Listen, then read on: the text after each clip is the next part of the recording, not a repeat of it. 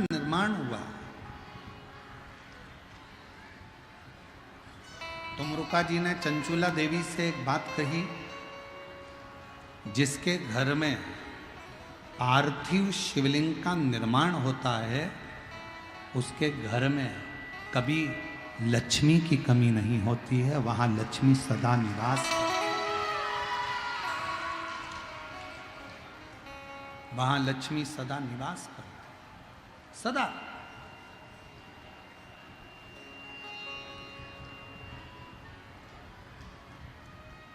और मेरी जीजियों, जितनी मेरी बेटियां बैठी हैं, माताएं बैठी हैं, मेरे भाई जितने बैठे हैं, जितने मेरे जीजी बैठी हैं, जितने मेरे जीजा बैठे हैं, उनसे निवेदन करूंगा, महीने में, 2 महीने में, 4 महीने में, 6 महीने में ऐसा नियम बनाओ कि मिट्टी अपने गमले में से लेकर, भले गमले के अंदर ही शिवलिंग का निर्माण कर लो, उसकी पूजन कर लो, दिया लगाकर, जल चढ़ाकर बाबा से प्रार्थना कर लो और उसी मिट्टी को वहीं गमले में ही विसर्जन कर।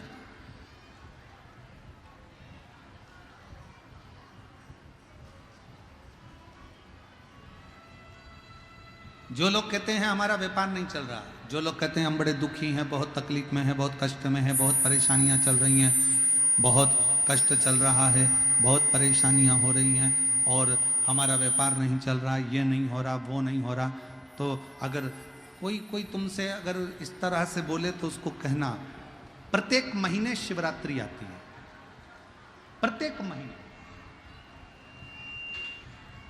हर महीने शिवरात्रि आती है। कल प्रदोष है, परसों शिवरात्रि है, हर महीने आती है। और संपूर्ण देशवासियों को आज श्रीमद् वल्लभाचार्य जी की जयंती की बहुत बहुत बधाई हो। श्रीमद् वल्लभाचार्य जी की जयंती की संपूर्ण देशवासियों को, वैष्णवों को बहुत बहुत साधुवाद। श्री वल्लभ ने, मेरे श्रीमद् वल्लभाचार्य जी ने संपूर्ण विश्व ब्रह्मांड में पुष्टि मार्ग को प्रगटाया है। ऐसे पवित्र श्रीमद् वल्लभाचार्य जी की जयंती की बहुत बहुत बधाई। जो तुमसे कहे कि मेरे घर में लक्ष्मी नहीं है, मैं बहुत डिप्रेशन में चल रही हूं, बहुत टेंशन है, बहुत तकलीफ है, बहुत कष्ट है, बहुत कष्ट। प्रत्येक महीने शिवरात्रि आती है, पंचांग में, कैलेंडर में लिखी होती है। और कई लोग कहते हैं हमको मालूम नहीं पड़ता कि कब शिवरात्रि आ गई, कब चले गई। तो अब की बार हम भी विचार कर रहे हैं कि पूरे साल की शिवरात्रि हमारी सोशल मीडिया पर, हम पूरे साल कौन से महीने में शिवरात्रि कितनी तारीख को आएगी, वो एक कैलेंडर जैसा हमारा जो फेसबुक है, हमारा जो यूट्यूब है, इंस्टाग्राम है, हम उसको प्रयास कर रहे हैं कि उस पर हमारी विठलेश सेवा समिति के द्वारा पूरे महीने की शिवरात्रि पूरे शिव भक्तों के सोशल मीडिया पर पहुंच जाए, जिससे लोगों को ध्यान रहे कि इतनी तारीख की शिवरात्रि आती है, लोगों के स्मरण में रहे कि इतनी तारीख को शिवरात्रि आएगी, मासिक शिवरात्रि इतनी तारीख को है, मासिक शिवरात्रि इतनी तारीख को है, उनके सबके स्मरण में रहे। जिसकी जिंदगी में कर्जा ही कर्जा डूबा हुआ है, कर्जे में लदा लूम हो और कोई उन्नति हो ही नहीं रही, बहुत कष्ट में हो,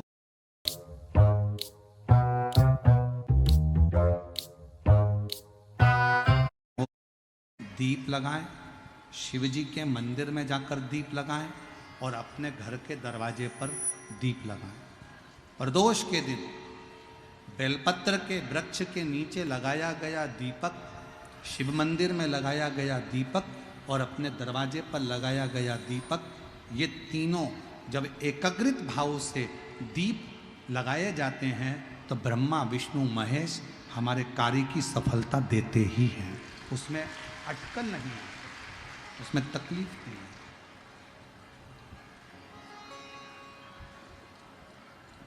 कितने लोग हैं जो शंकर जी के मंदिर में 1 लोटा जल चढ़ाने जाते हैं? हाथ उठाओ जरा। सभी लोग जाते हो? रखो रखो रखो रखो। क्या कहते हो बाबा को जाके? शिव जी के मंदिर में जब जल चढ़ाने जाते हो तो क्या कहते हो?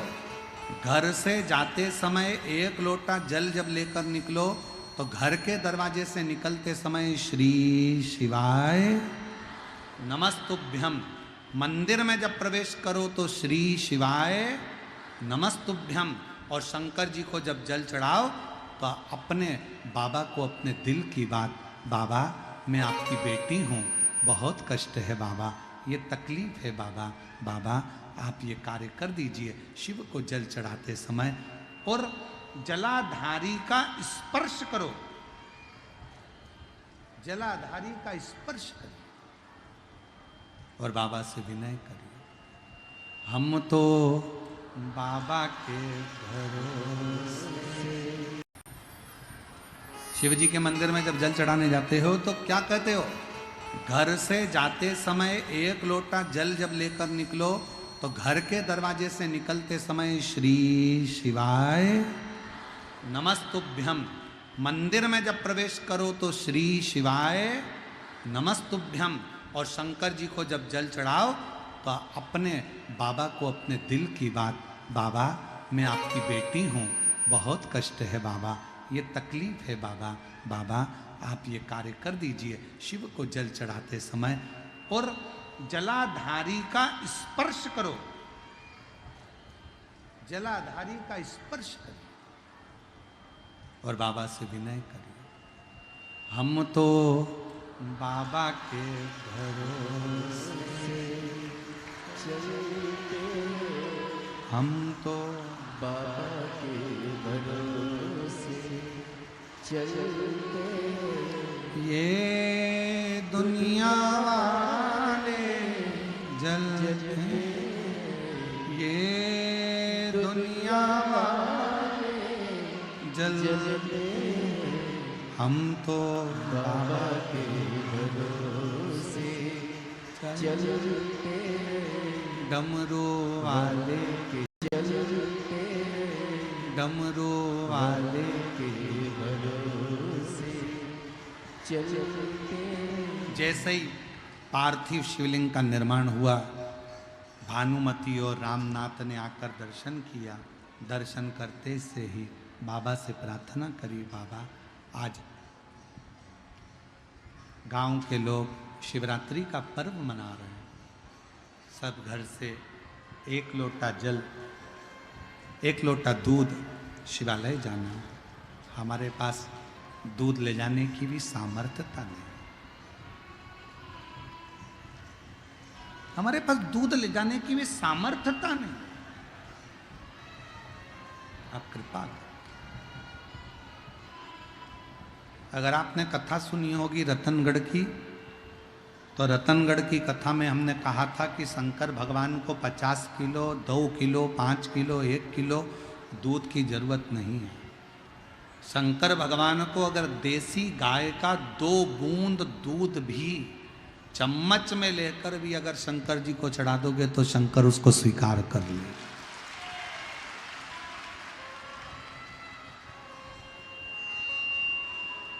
शिव उसे स्वीकार करें। बाबा कुछ नहीं। देवताओं ने एकत्रित होकर विचार करा कि इसको मारेगा कौन। कहा इसको वही मार सकता है, इसने वर में मांगा है कि मैं किसी स्त्री के हाथ से मरूं। तो इतने में भगवान ब्रह्मा जी बोले कि भगवान विष्णु बोले कि एक काम करो ब्रह्मा जी, तुम्हारी धर्मपत्नी ब्रह्माणी को कह दो कि वो महिषासुर को मार दो। ब्रह्मा जी बोले मेरी पत्नी ब्रह्माणी महिषासुर को नहीं मार सकती। क्यों? क्योंकि ब्रह्माणी ने मुझे श्राप दिया है कि पूरी पृथ्वी पर मैं केवल एक जगह पर पूजा जाऊंगा, वो पुष्कर की भूमि है। ब्रह्माणी का मुझे श्राप लगा है। पत्नी अपने पति को अपशब्द कह रही है तो धर्म पत्नी कैसे महिषासुर को मार सकती है? तो ब्रह्मा जी ने कहा भगवान विष्णु से आप लक्ष्मी जी से कह दो कि महिषासुर को मार दे। भगवान विष्णु ने कहा लक्ष्मी महिषासुर को नहीं मार सकती, क्योंकि लक्ष्मी ने मुझे श्राप दिया था कि घोड़े का मुंह लगेगा। जब वो सुंदर तैयार हो रही थी मैं उसको देखकर हंस दिया, हंसा तो लक्ष्मी जी ने मुझे कह दिया कि तुम मुझे देखकर घोड़े जैसे हंसे हो, इसलिए तुम्हें घोड़े का मुंह लगेगा। तो लक्ष्मी भी महिषासुर को नहीं मार सकती। तब भगवान ब्रह्मा और भगवान विष्णु ने कहा, शंकर भगवान आप पार्वती जी से कहो, पार्वती जी महिषासुर को मार सकती हैं, क्योंकि पार्वती जी आज तक शंकर भगवान से ऊंचे स्वर में बात नहीं करी है। पार्वती ने अपने अखंड सौभाग्य से सम्मानजनक बात करी। भगवान शंकर बोले मेरी पत्नी को तो क्रोध ही नहीं आता। शिवजी बोले मेरी पत्नी को गुस्सा नहीं आता। भगवान विष्णु ने कहा कुछ भी करो पर पत्नी को गुस्सा तो दिलाना पड़ेगा, चाहे कुछ भी हो जाए। तो शंकर भगवान कहने लगे मैं प्रैक्टिकल करके देखता हूं, तुम बताओ कि गुस्सा कैसे दिलाएं। तो कहा कि तुम बस पार्वती जी के सामने तुम अगर पत्नी को गुस्सा दिलाना है तो उसके बाप को बखानो, उसके पिताजी को बखानो, ठीक है। अब भगवान शंकर गुफा में गए, पार्वती जी ने भोजन दिया। शिव जी भोजन करते करते बोले री पार्वती गजब की बात है, तेरे बाप भी बड़ा गजब था, इतना करोड़ों का धन होने के बाद भी उसने कन्यादान में 1 रुपया नहीं दिया।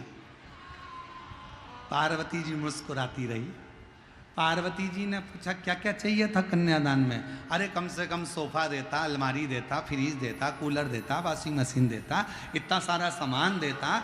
तो इतने में पार्वती जी बोली मेरा बाप तो सब कुछ दे देता, तुम रखते कहाँ कैलाश में कि शमशान में? रखने की जगह नहीं है और करे बाप सामान दे देता। अब भगवान शंकर को लगा मैं इसके बाप तक पहुंचा, ये मेरे बाप तक पहुंच जाएगी थोड़ी। तो भगवान शिव ने सोचा मैं ये बात तो खत्म करूं। फिर भगवान ने बात पलटी और बात पलटकर भगवान शंकर ने कहा री पार्वती तेरा अगला जन्म हुआ था सती का, तू अपने पिता दक्ष प्रजापति के यहाँ गई थी, तेरे बाप ने तेरा सम्मान नहीं करा, आखिरी में तुझे जलकर भस्म होना पड़ा। इतने में तो पार्वती को आ गया क्रोध, बाहर निकली बर्तन रखने के लिए, सामने था महिषासुर और देखकर हंस दिया। इतने में तो जगदम्बा टूट पड़ी उस महिषासुर के ऊपर। अब क्या सीखे इस कथा में? इस कथा से क्या सीखे तुम? कि झगड़ा किसका हो रहा था? जम के बोलो, पति और पत्नी का। बीच में कौन आ गया? महिषासुर। तो मेरा निवेदन है जब भी पति पत्नी झगड़ा करे, आपस में लड़े, सास और ससुर से निवेदन है तुम बीच में कभी मत आओ।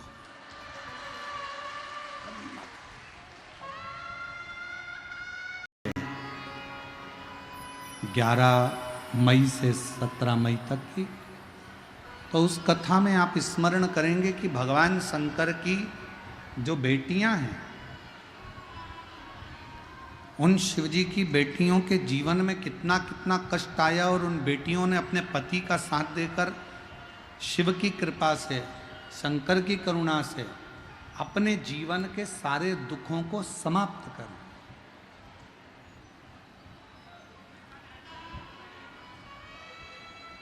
इसलिए उस कथा का नाम शिव बेटी शिव महापुराण की कथा रखा, जो झारखंड में होगी।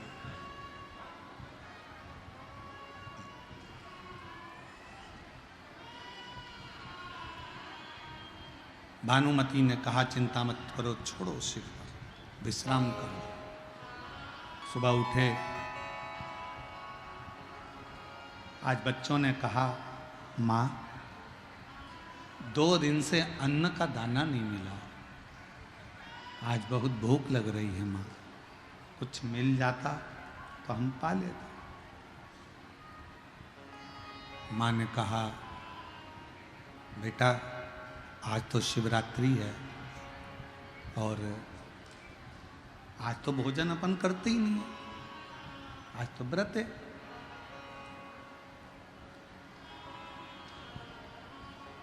आज कहाँ भोजन करेंगे अपन, अपना व्रत है आज। महाराज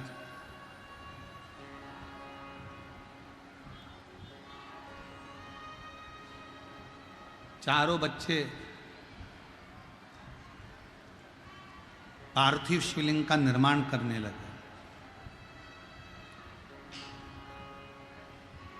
कल कथा में कहा था मन घबराओ नहीं, भोलेनाथ मिलेंगे कभी ना कभी। वो जल में मिले, वो थल में मिले,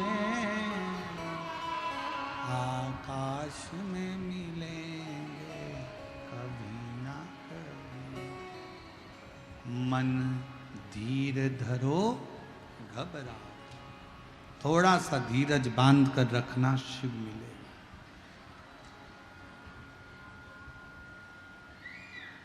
कष्ट है जीवन में, हारना नहीं है। संघर्ष है जीवन में, हारना नहीं है। मिलेगा शिव। 4 बच्चे मट्टी उठाकर लाए बगीचे में से, पार्थिव शिवलिंग का निर्माण करा है बच्चों ने।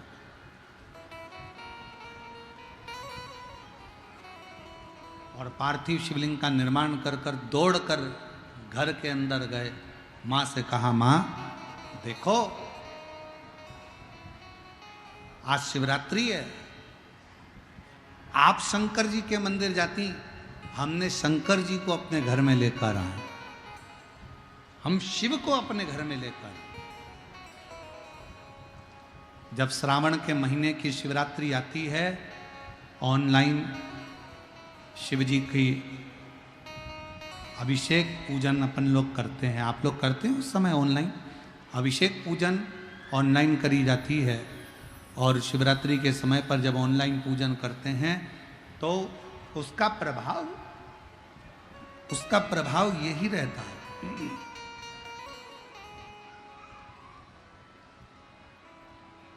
कि साल में कम से कम एक दिन पूरा विश्व, पूरा देश विदेश में जहाँ पर सनातनी रहते हैं, वो कम से कम एक दिन श्रावण की शिवरात्रि के समय पर जब हम ऑनलाइन पूजन करें तो तुम्हारे मन में यह भाव होना चाहिए कि भगवान शंकर कहीं भी हों, उस दिन हमारे घर में प्रवेश कर रहे हैं। उस दिन शिव हमारा दुख हरने के लिए, शंकर हमारा कष्ट हरने के लिए वहां आ रहे हैं।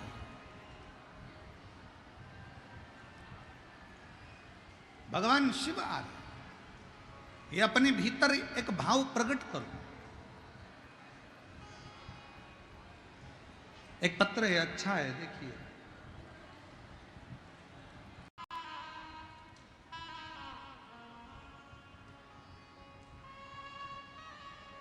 एक नर्क ऐसा होता है जिस नर्क में कन्यादान का पूछा जाता है। हमको बिहार की रीति रिवाज नहीं मालूम, पर हमारे यहाँ का रीति रिवाज है, हमारे यहाँ का रीति रिवाज है, जब लड़की का कन्यादान करा जाता है तो आटे की एक लोई बनाई जाती है। इधर बिहार का तो हमको नहीं मालूम। आटे की एक लोई बनाई जाती है, उसके अंदर कुछ रख दिया जाता है, सोना चांदी रुपया पैसा, और लोई बनाकर जब कन्यादान होता है तो उस लोई को रखा जाता है, लड़के का हाथ नीचे रखकर फिर कन्यादान बाप करता है। बोलो इधर होता है कि नहीं होता, हमको नहीं मालूम, पर हमारे उधर की रीति है। लोग कहते हैं कि लड़का पिंड दान करता है, लड़का जब तलांजलि देता है तब माँ बाप को मोक्ष मिलता है। शिव पुराण कहता है कि बेटी के हाथ में जब वो आटे की लोई आती है और कन्यादान जब छूटता है, उस समय पर बाप जब कन्यादान कर रहा होता है, माँ जब कन्यादान कर रही होती है, हाथ में बस वो रखा कर जल जब छोड़ा जाता है कन्यादान का, उसी समय पर माँ बाप मोक्ष प्राप्त कर लेते हैं, फिर उनको कोई नरक नहीं भोगना पड़ता।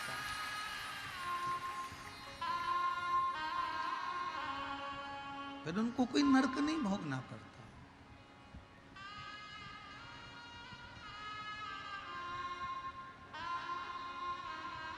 एक हृदय की रीत है। जब पार्वती जी की विदाई हो रही थी, मैनावती अपने कक्ष में माता पार्वती को लेकर पहुंची। अपने कक्ष में मैनावती ने पार्वती जी को गोदी में बिठा कर कहा, लाडो विवाह तो हमने कर दिया,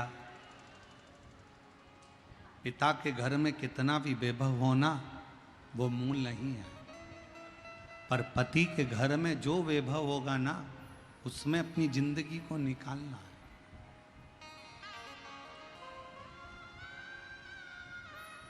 एक अच्छे बेटे की परीक्षा कब होती है? जब उसकी पत्नी आ जाती है, शादी हो जाती है, तब बेटे की सही परीक्षा होती है। बेटी की सही परीक्षा कब होती है?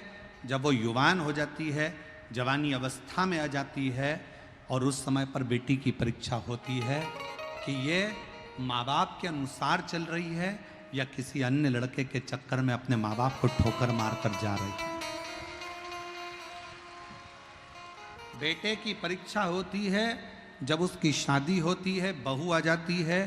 बेटी की परीक्षा होती है जब वो जवान होती है, युवान अवस्था में आती है। एक पति की परीक्षा जब होती है, जब पत्नी बीमार पड़ती है और पति उसकी सेवा में लगता है। और पत्नी की परीक्षा तब होती है जब पति के पास कुछ नहीं रहता और वो कदम से कदम मिलाकर अपने पति को धीरज बंधा देती है, तब पत्नी की परीक्षा होती है।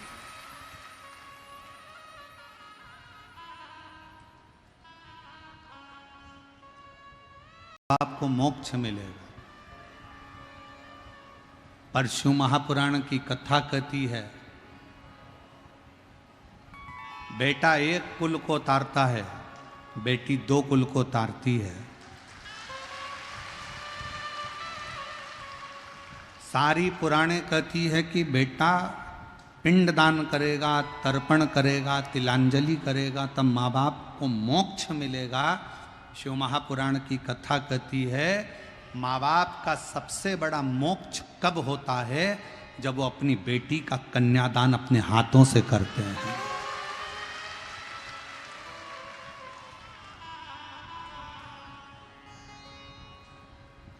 तुम किसी भी कॉलेज में पढ़ो, तुम कितनी अच्छे स्कूल में पढ़ो, तुम्हारी दोस्ती चाहे किसी से भी हो, हमें दिक्कत नहीं है, पर बेटियों से निवेदन है, कितना भी अच्छा कॉलेज मिल जाए, कितनी भी अच्छे दोस्त मिल जाए, कितनी भी अच्छी तुम्हारी नौकरी लग जाए, पर एक बात याद रखना कि अपने माँ बाप को कन्यादान का मौका जरूर देना। किसी एरे गेरे नत्थु केरे के साथ मत चलो।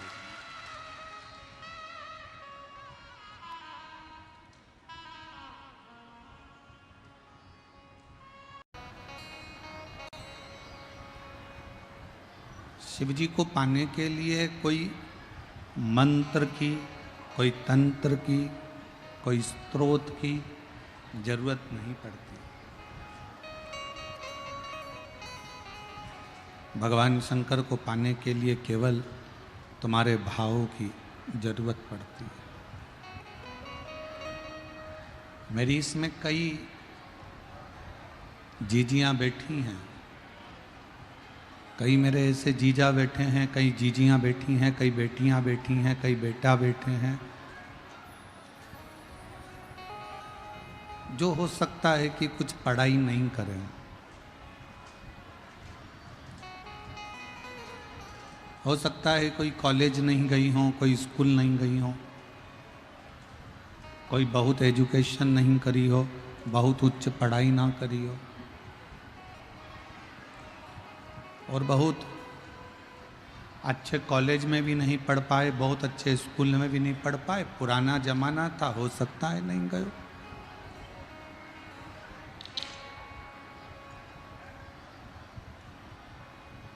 पर शबरी ने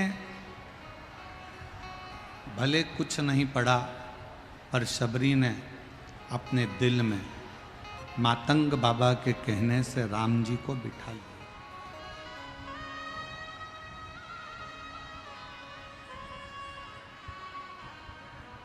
भले शबरी अम्बा ने कोई पढ़ाई करी ना करी, पर शबरी अम्बा ने मातंग बाबा के कहने से राम जी को अपने हृदय में बिठाया।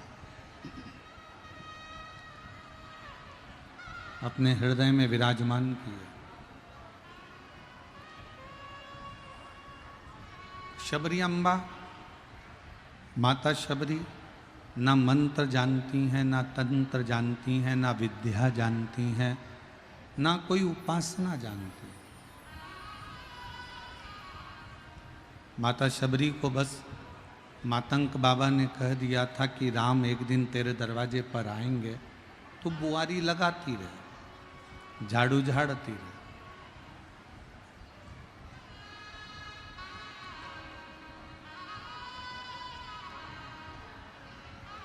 कोई सामग्री बांट रहे हैं, उनसे कहेंगे बांटो, मना नहीं, पर जब कोई मूल संवाद चले ना तब आप भी बैठकर सुनो।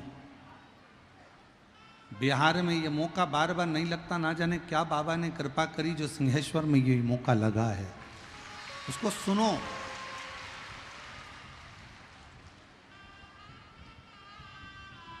चौबीस घंटे तुम्हारे हैं, उसमें से 2.5 घंटा बाबा का है। दिल से उसको सुनो, धारण करो, प्रार्थना करो कि बाबा हमारी ऐसी कृपा करना कि हमारे जीवन में भी हम एक बार यजमान पद ग्रहण करें।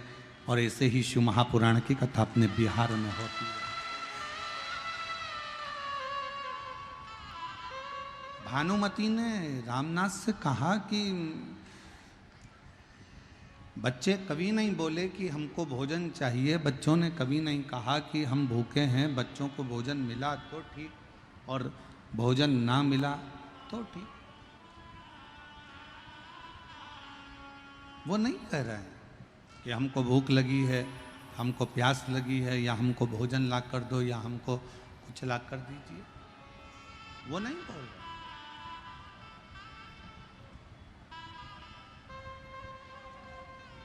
आप चिंता मत करो, छोड़ दो शिव पर।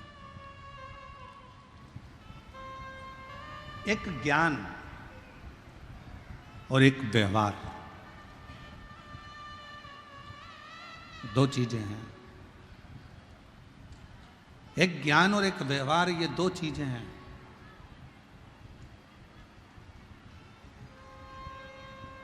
देखी है कि बेटी की विदाई में सबसे ज्यादा मार होती है। परशु महापुराण की कथा कहती है, जब पार्वती जी विदा हो रही थी तो हिमालय राज, जिसको लोग पत्थर कहते हैं, उसके भी नेत्रों से पानी बह रहा था, उनके भी नेत्रों से जल बह रहा।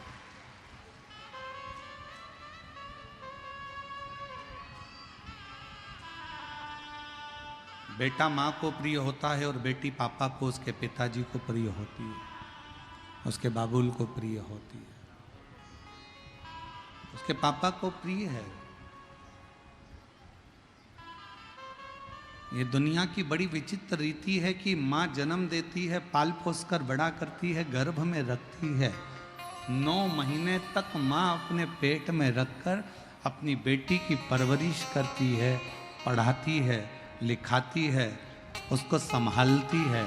और वही बेटी एक दिन जब बड़ी होती है, युवान अवस्था में आती है, युवान अवस्था में जब आती है, तो वही बेटी विदाई की ओर जब जाती है, तो उस माँ से पूछना जिसने 9 महीने गर्भ में रखकर अपने कलेजे के टुकड़े को तुम्हारे हाथ में दे दिया हो, देख लो, पूछो उससे।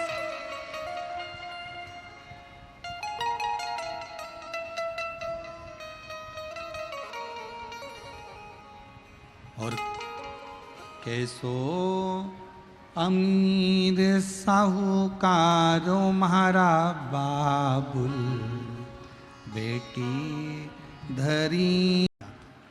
4 ये शिव महापुराण की कथा कहती है, तुम्हारे घर में अगर एक शंकर जी का शिवलिंग है, कोई ने दूसरा शिवलिंग दे दिया, पूजन में 2 शिवलिंग हो गए, पूजन में 3 शिवलिंग हो गए, पूजन में 4 शिवलिंग हो गए, पूजन में 5 शिवलिंग हो गए। शिव महापुराण की कथा कहती है, तुम्हारे घर में अगर 50 शिवलिंग भी पूजन में इकट्ठे हो जाएं तो घबराना मत, कुछ नहीं होगा। शंकर जैसा बढ़ता है वैसा ही वंश बढ़ाता है। इसमें दोष नहीं है। शिवलिंग अगर पूजन में तुम्हारे 2, 3, 4, 5, 6, 7, 8, 9, 10, 12 जितने शिवलिंग है, इसमें कोई दोष नहीं। सारे देवता पूजन में 1 या 2 हो सकते हैं, पर शंकर का शिवलिंग पूजन में अगर ज्यादा भी है तो भी शिव उसको स्वीकार करते, उसमें कोई दोष नहीं है, कोई दोष। बोल बम का नारा है, सारी